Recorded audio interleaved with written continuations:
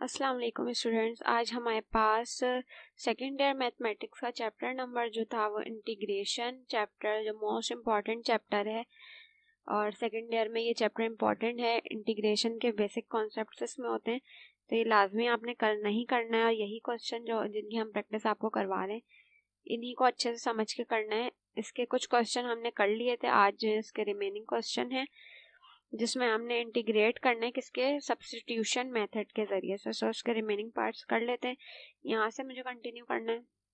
इससे पहले कि हम कर चुके थे, मेरे पास क्वेश्चन लिखा हुआ है integral tan ln x upon x dx। ठीक है, इसको इंटीग्रेट करना है। तो सबसे पहले मैंने क्या लिखा हुआ है यहाँ पे, tan ln x तो ऐसे ही लिख लिया, ये 1 अपॉन एक्स को मैंने साइड में, ऊपर कुछ नहीं है तो 1 है, 1 अपॉन एक्स साइड में लिख दिया और dx ऐसे ही आ गया। सही है। अब यहाँ पे मैंने लेट किया है, लेट किसको किया है मैंने, ये जो मेरा ln x से ऊपर मौजूद इसको बराबर ले लिया मैंने किसके, y के, ये लेट कर लिया। अब ये जो इक्वेशन बन गई y बराबर है ln x के, इसका मैंने डेरिवेटिव भी ले लिया।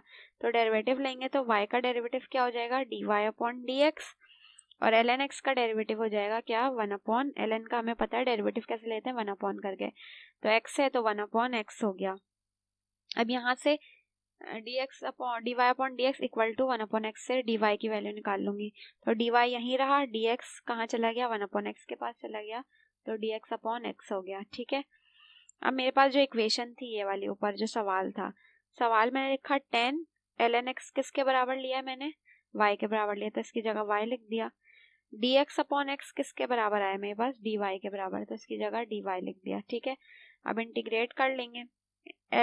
10 का इंटीग्रल क्या होता है मेरे पास, ln sec y, तो ln sec y लिख दिया, प्लस कांस्टेंट आ गया साथ में c।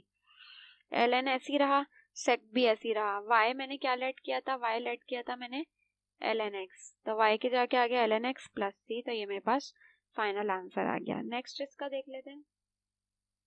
नेक्स्ट पार्ट 5 पार्ट लिखा हुआ है इंटीग्रल 1 प्लस e की पावर 2x की whole power minus half e की पावर 2x और dx। सवाल उतार लिया सबसे पहले मैंने। अब मैंने लेट किया इसको, जो मेरे पास ब्रैकेट में लिखा हुआ है, इसको पूरे को लेट कर लिया किसके बराबर, y के बराबर लेट कर लिया। ठीक है। अब जब y के बराबर लेट किया तो इस y वाली इक्वेशन का मैं डेरिवेटिव भी ले लूंगी, तो y का डेरिवेटिव क्या हो जाएगा, dy अपॉन dx। सही है। 1 का डेरिवेटिव, 1 कांस्टेंट है, कांस्टेंट का डेरिवेटिव क्या हो जाता है, 0, तो 0 नहीं लिखेंगे हम। e की पावर 2x का डेरिवेटिव e की पावर 2x ही होगा, तो e की पावर 2x आ गया, और पावर का ऊपर जो पावर 2x दी हुई है, 2x का डेरिवेटिव क्या होगा, 2 होगा, तो साथ में क्या आ गया, यहाँ पे 2 आ गया।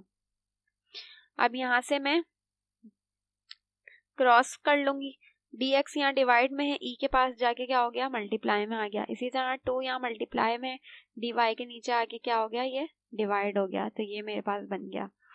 अब मेरे पास जिस क्वेश्चन लिखेंगे, ठीक है, क्वेश्चन में क्या था, 1 प्लस e की पावर 2x, जिसको मैंने y के बराबर लिया, तो इस पूरे की जगह मैंने क्या लिख दिया, y लिख दिया। बाहर पावर क्या थी, ये माइनस हाफ थी, माइनस हाफ आ गया एज इट इज। e की पावर 2x और dx, e की पावर 2x और dx इसके बराबर है मेरे पास dy अपॉन 2, तो dy लिख दिया, और अपॉन 2 यानी 1 अपॉन 2 कहाँ आ गया, बाहर आ गया। इंटीग्रल से बाहर लिखते हैं हम नंबर्स को, नंबर्स का इंटीग्रल नहीं होता था, तो बाहर आ गया। 1 अपॉन 2 ऐसे ही रहा। y की पावर माइनस हाफ का डेरिवेटिव क्या होगा, हाफ में क्या, इंटीग्रल जब हम लेते हैं तो प्लस 1 करते हैं पावर में, तो प्लस 1 होगा, हाफ में प्लस 1 करेंगे तो प्लस का 1 अपॉन 2 हो जाएगा, और अपॉन में भी वही करते हैं हम, हाफ यानी जो भी पावर होती है उसमें प्लस 1 करेंगे, ऊपर भी और नीचे भी, अपॉन में भी, तो अपॉन में भी क्या आ जाएगा, 1 अपॉन 2 और प्लस c आ गया। ठीक है।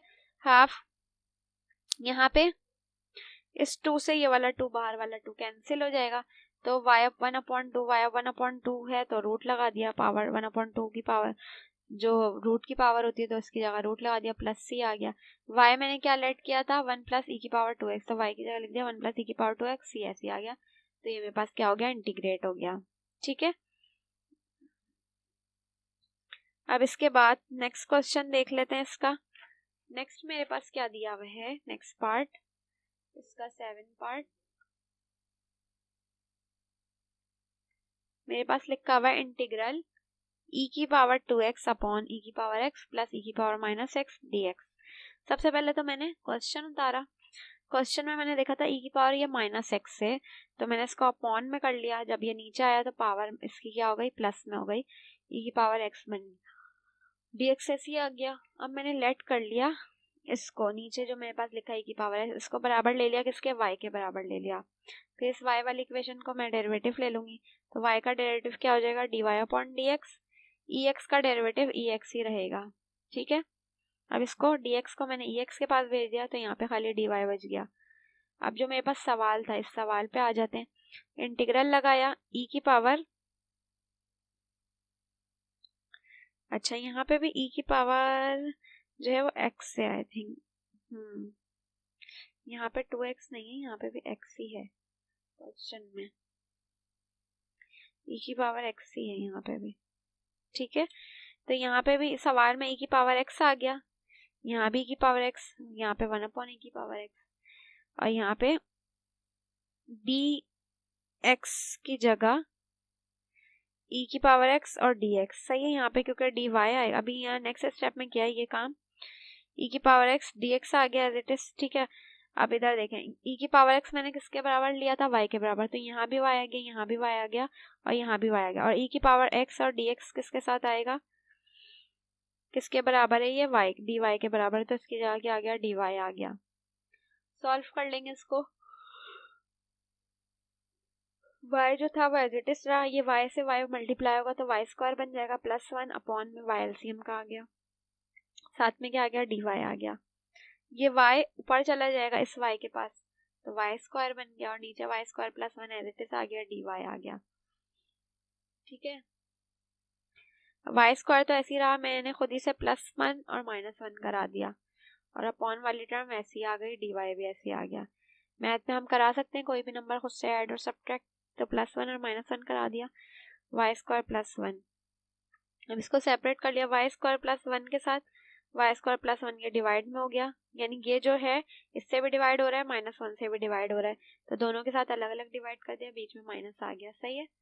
अब ये y² +1 y² कैंसिल हो जाएगा, खाली 1 बच जाएगा यहाँ माइनस, और ये एज इट इज आ गया, क्या आ गया, dy आ गया।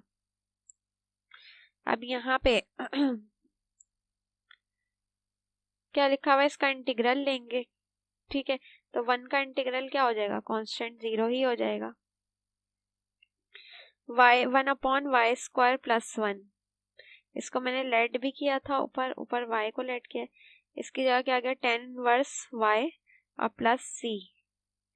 अच्छा, इसकी वैल्यू पुट कर दी, y की वैल्यू क्या थी, ex थी, tan इनवर्स ऐसे आ गया, और यहाँ पे y की जगह क्या आ गया, ex आ गया, प्लस कांस्टेंट क्या आ गया, c, तो ये इंटीग्रेट हो गया।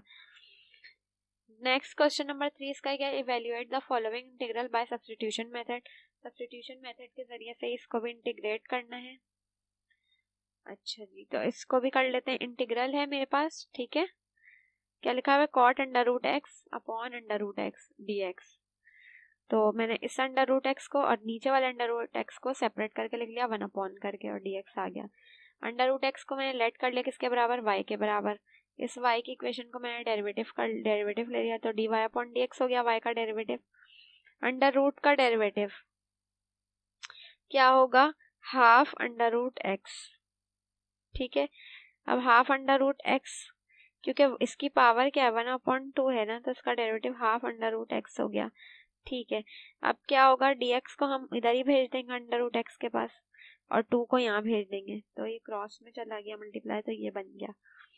अब जो इक्वेशन है मेरे पास, ये इक्वेशन दी हुई है, इंटीग्रल लगाया, कॉट लगाया, √x मैंने क्या लिया था, y लिया था, तो y आ गया, 1/√x dx किसके बराबर है, 2 dy, तो dy यहाँ रहा, 2 कहाँ गया, बाहर आ गया, 2 एज इट इज रहा। कॉट का डेरिवेटिव इंटीग्रल क्या होता है, साइन, ln साइन, तो ln साइन आ गया, और साथ में एंगल क्या दिया हुआ है, y आ गया, प्लस c कांस्टेंट का आ गया, 2 ln ऐसी रहा, साइन भी ऐसी रहा, y क्या लिया था मैंने, लेट किया था √x आ गया, प्लस c आ गया, तो ये सॉल्व हो गया।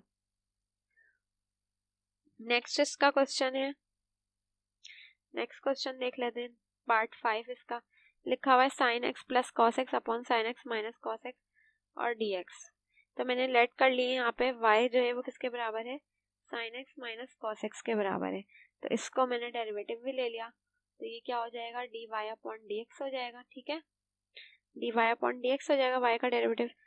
इसी तरह यहाँ पे sin x, cos का क्या होगा, cos का हो जाएगा sin, और sin का क्या हो जाएगा, cos हो जाएगा, ठीक है। कॉस का क्या होगा, माइनस साइन होगा तो माइनस साइन, और ये वाला माइनस खत्म हो जाएगा, साइन का क्या हो जाएगा, कॉस हो जाएगा। अब dx यहाँ डिवाइड में ही आ जाके क्या हो जाएगा, मल्टीप्लाई हो जाएगा। इक्वेशन अपना जो सवाल था उस पर आ जाए, इंटीग्रल लगाया, ठीक है, sine x plus cos x 1 के बराबर है, और नीचे जो लेट किया है वो किसके बराबर है, y के बराबर है, और यहाँ पे dx किसके बराबर लिया है, dy के बराबर, dy के बराबर आ गया। 1/y का इंटीग्रल क्या होगा, ln y और प्लस c आ गया, y की जगह y की वैल्यू जो लेट की थी वो वैल्यू आ गई, प्लस c आ गया। तो इस तरह से ये सब्स्टिट्यूशन मेथड के जरिए से सॉल्व हो रहे हैं क्वेश्चन। इसी तरह के और क्वेश्चन भी इंशाल्लाह उसको अपने नेक्स्ट वीडियो में कंटिन्यू करेंगे। अब तक के लिए इतना ही, अल्लाह हाफिज।